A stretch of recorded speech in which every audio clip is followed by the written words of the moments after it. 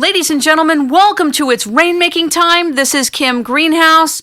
I really appreciate you being here today. We have Daisy Khan, the Executive Director of the American Society for Muslim Advancement, here to discuss this new community center that's right near Ground Zero. She is the founder of the American Society for Muslim Advancement, a New York-based nonprofit organization founded in 1997 to elevate the discourse on Islam and foster environments in which Muslims thrive. They do all kinds of work to help women, youth, and to be bridge builders in communities that really could use some work in conflict resolution, healing, peace building. She's also a builder. There's a lot of controversy about her work and the work that's going to happen with this community center and mosque near Ground Zero. Ladies and gentlemen, welcome Daisy Khan to It's Rainmaking Time. Good morning. Good morning. How are you? Wonderful. I was watching the Joy Behar show. A lot of write-ups about you and the work you're doing and the work your husband's doing. And there's a lot of tension about this. And the difficulty with traditional television is that you get sound bites, but you don't get true context. And oftentimes, a lot of the way things are represented and the responses that come into things don't allow for the full understanding of what people are doing, what their contributions are, and there's a lot of room for distortion. So I really wanted to invite you on to say, welcome. What are you doing? Who are you? What is your work? What should we learn about you that we didn't get a chance to learn properly on traditional television? Well, that's one loaded question. Wonderful opening. And first, a little bit about myself. This is not the work that I had set out to do for myself.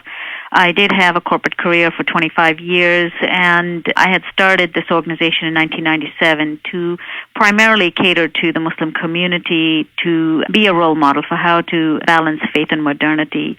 And so our target audience was mostly the next generation of Muslims, and my husband and I had started the organization together.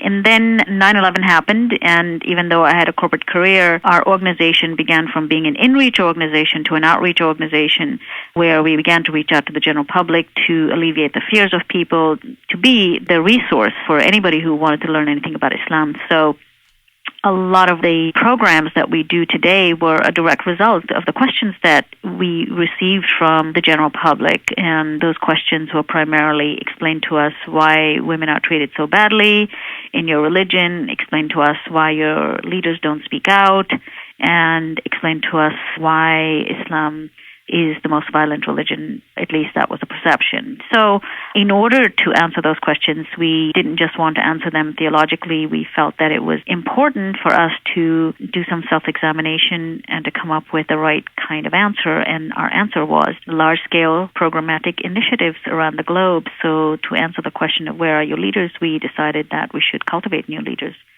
around the globe, people who are committed to social justice and a value-based leadership, where we can prepare a next generation of leaders to lead what they call the youth bulge all over the world, here in the United States as well as all over. And, you've always heard stories about extremists who are a fringe of a fringe, but all you need is one extremist to do a lot of harm. And these people can be mentored by these future leaders that we are creating.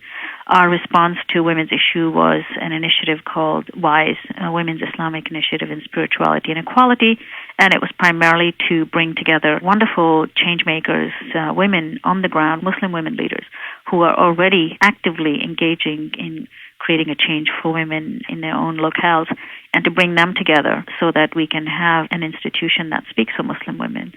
So these were our responses. And of course, on extremism, we are very concerned about extremism, rise of extremism, even though it might be a small fringe, and how it can not only cause harm to our community, but to the broader community. And so we are working diligently. And I would say that Cordoba House, which is the center of discussion right now, is our way of saying Muslims are going to be at the forefront of eliminating and rooting out extremism in our communities.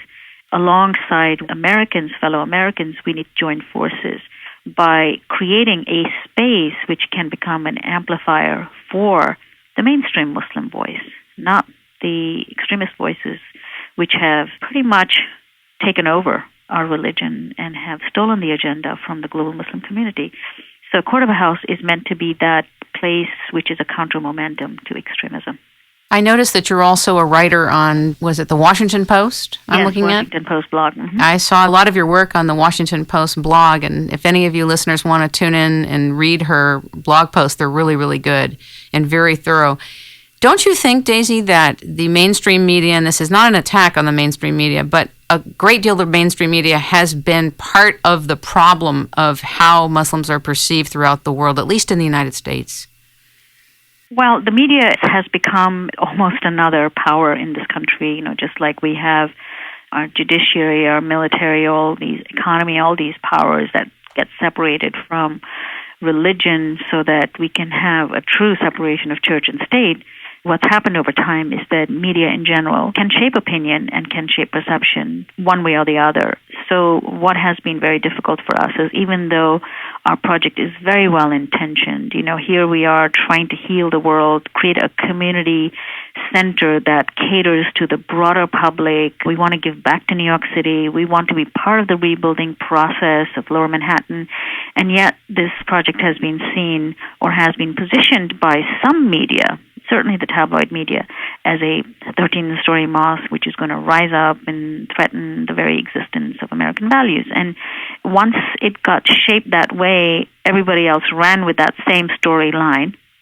And we have to undo the perception that has already been created in people's minds, instead of a project that has been welcomed by our community board, our politicians, literally saying how happy they are to have a project like this come into their own neighborhood. The media, however, has shaped it as something of a threat. So you're absolutely right, but I'm not going to paint all media with one brush, because that would be very unfair.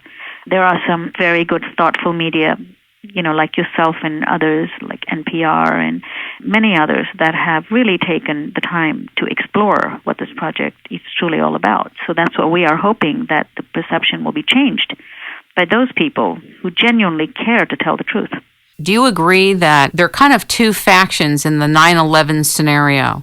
There's an entire faction of people around the earth who are not satisfied with the official story, A. B, those that are satisfied with the official story are more prone to be antagonistic or reactive to anything Muslim. And therefore, with a name like American Society for Muslim Advancement, post 9/11, in terms of the official story, it creates this huge sensitivity to the matter, even though you didn't create that organization post 9/11. This was created many years before that. I think that sensitivity is part of the block or the obstacle to receiving the fact that you've been doing this before 9/11. You've been out there to try to help Islam beforehand, but most people don't have that timeline context.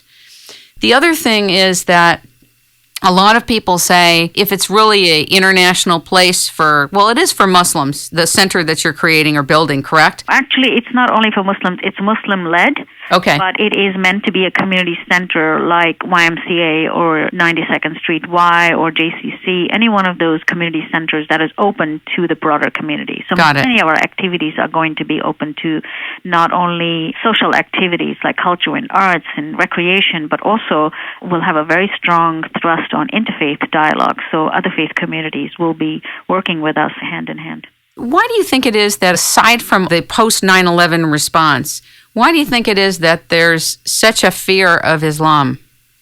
Most people see images of Muslims, and they are mostly negative images. In other words, our entire community is seeing through the lens of the political events that are unfolding every day, and the narrative is very powerful because people are seeing images of suicide bombers, people are seeing images of war and death and destruction, and just today I was watching television, and they had one profile after another profile of these two New Jersey men, and then there's another person they've just caught. And if that is all you see about the Muslim community, then, I can see how some people would absolutely fear us. But there is the other narrative which is completely missing, which is majority of Muslims are not living like that.